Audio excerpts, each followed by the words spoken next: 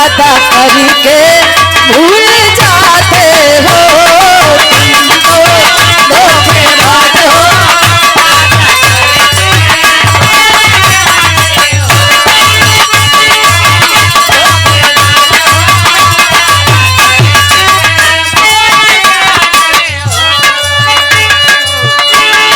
रोज रोज तुम जो सनम ऐसा करोगे,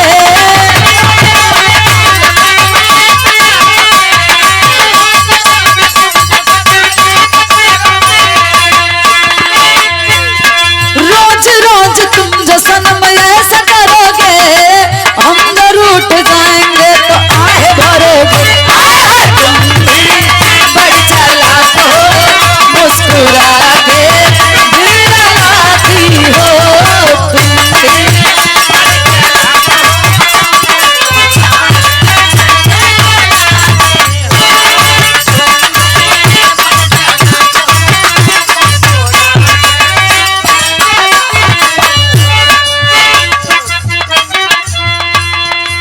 देखिए घर मालिक के आदेश यहाँ साधारण विराह हो भैया, वैसे विराह में हर प्रकार के रस मिलेला। अर्जुन भैया विराह में हर प्रकार के रस होला।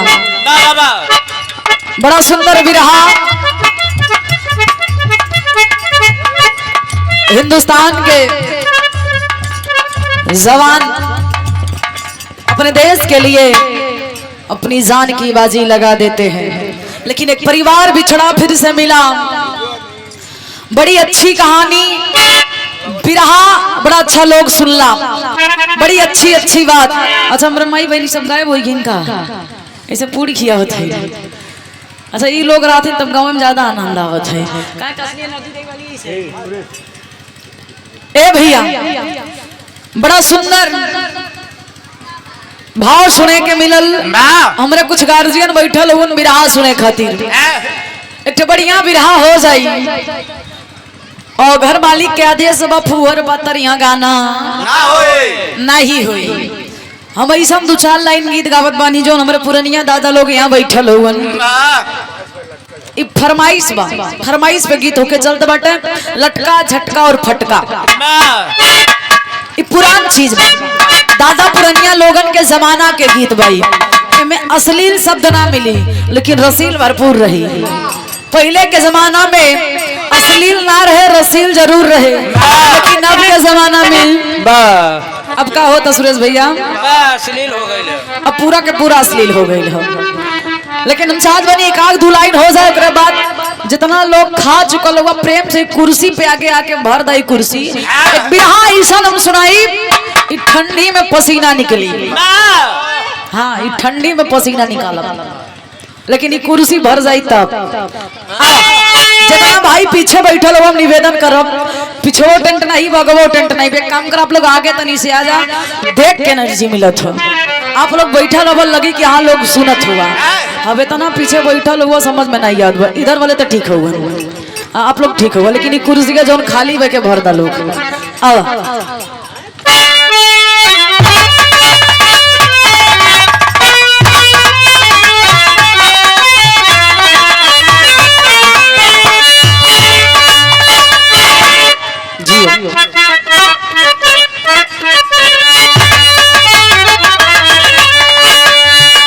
पहले के पुरनिया दादा लोग ही गीत के गावत रहलन। स्वर्गीय राम बधार गुरु जी झूसी प्रयागराज के ऐतिहासिक धरती से गीत गा के दुनिया के अलविदा कर दो। स्वर्गीय हैदर अली गुरु जी के गुरु जी का गौलन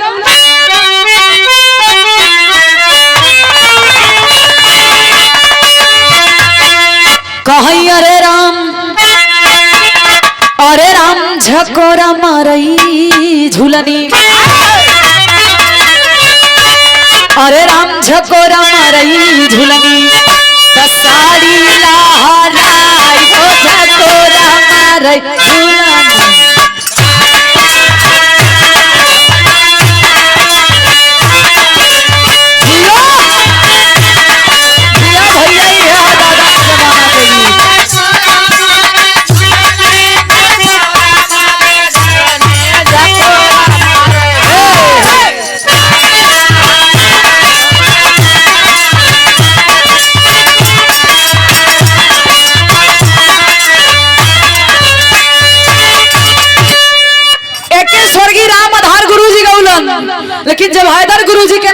गई हैदर गुरुजी कहलन सुना गुरुदेव हाँ। तोरे चला है हाँ। देखा यही में हम बदलत है कोनो दुल्हन के दुल्हा परदेस दुल्हन चिट्ठी लिख के भेजत बा पहले के जमाना में मोबाइल ना चलत रहे तार चिट्ठी चले दुल्हनिया पर चिट्ठी में लिख के एक बात कहली का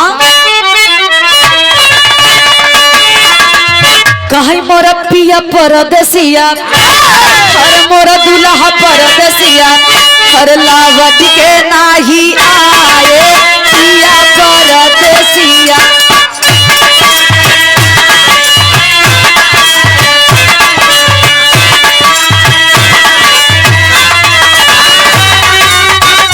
जी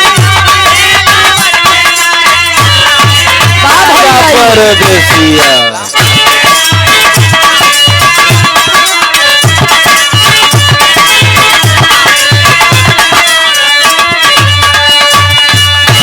कहीं नंदी के बीरनमा बोला आई बाकी नाही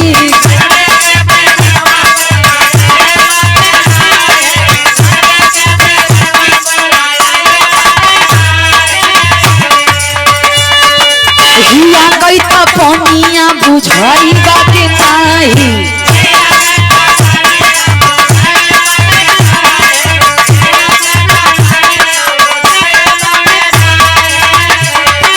तोहर बूढ़ा माई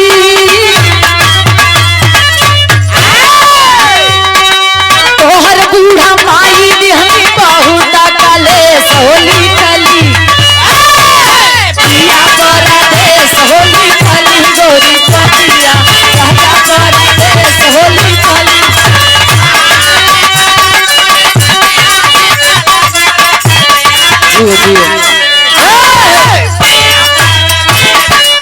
तनी से और बदल के गौलन भैया कहीं अरे राम वही दूठे नान नान जोगिया हरे वही दूठे नान नान जोगिया कहीं पेड़ा वही में घोड़ा बाबा वाले भी हो दूठे नान नान जोगिया पेड़ा वही में घोड़ा बाबा वाले भी हो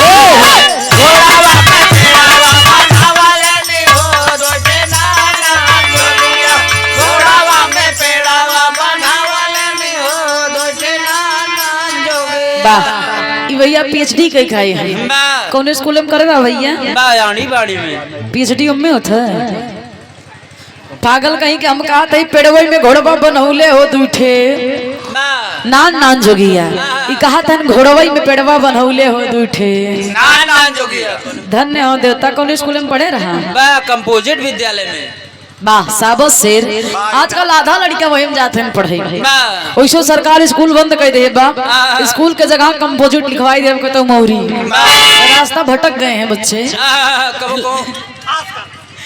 लाइन पे लाना पड़ेगा रोड पे जो खुला है उसमें भी पढ़ लेते हाँ सही बात है वो गांव वाला बंद कर दिया है जो रोड पे है उसी पे लोग जा रहे हैं आजकल खासकर ऐसे बच्चे मार्केट वाले में बस बस शेर एक लाइन औरी गौलन 10 बजे के बाद 10 बजे रात तक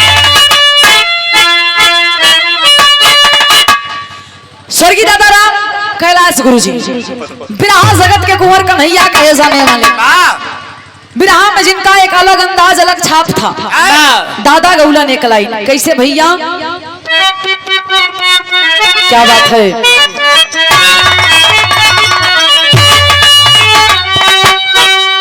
कहिया जबड़री बोलई कागा हो जना राजा जी है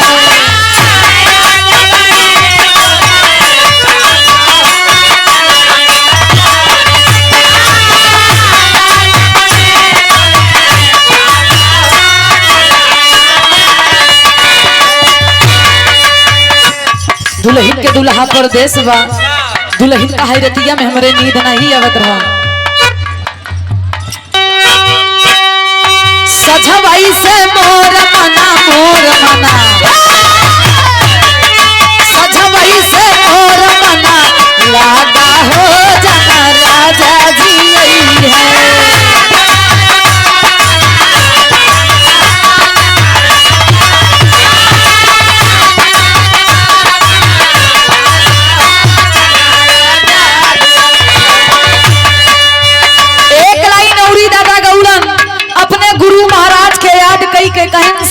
पिया तो वही है।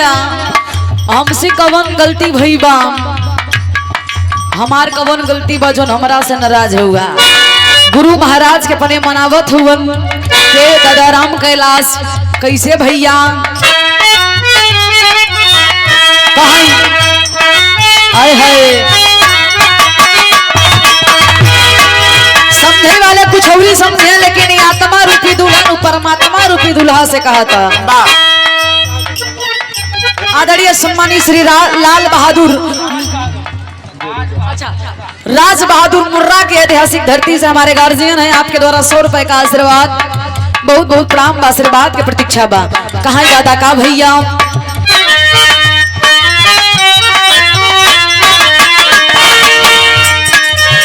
राजा हो तो ही कैसे मनाई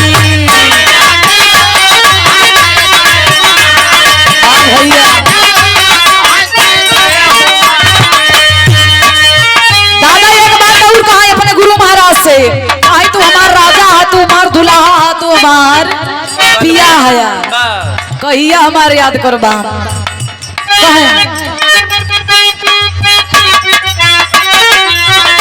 अब धरती पे मन नहीं लगता, रतिया में रही रही के ले अंगड़ाई लगावो तो ही कैसे मनाई।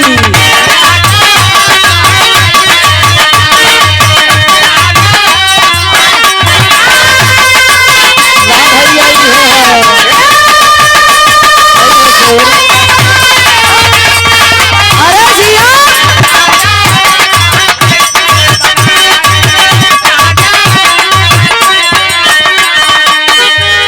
दादा और कहा कि बचपन बीत गया, जवानी बीत गया, बुढ़ापा आई गया बाप, मन नहीं मानत बा। बचपन बचपना में गा, जवानी जोश में गा, बुढ़ाई ना समझ में जाए चाहत बा, कहिया हमारे याद ले बा। बीत बचपन हो आई गई जवानी,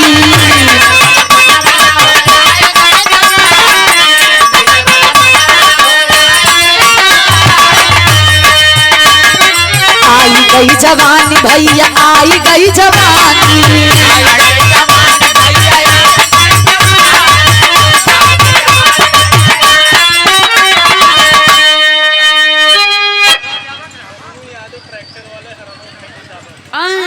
गन्नू यादव ट्रैक्टर वाले इनकर फरमाइश बा हरनवा धई धई हम का करी भैया। तो जाना तो नयका लोग हुआ, नयका चॉइस बा, लेकिन घर मालिक के आदेश नहीं बा।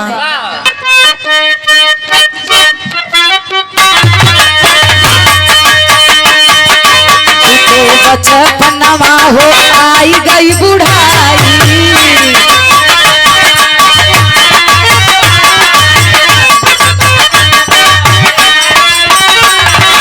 आई बचपन बीत गया, जवानी बीत गई, बुढ़ाई आई गई, कहिया सुधले बा हमार, कहिया ज्ञान कर दे बा हमके। दादा कहे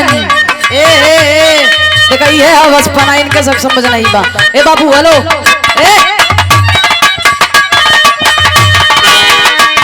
उड़ी उड़ी तो कस के नहीं मिलत बका, हाँ शांति बनावा कहीं।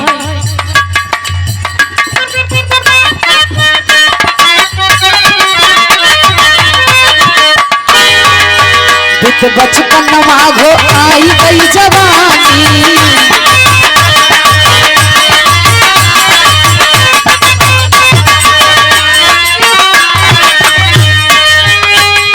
रतिया में रही रही के रही रही के रही रही के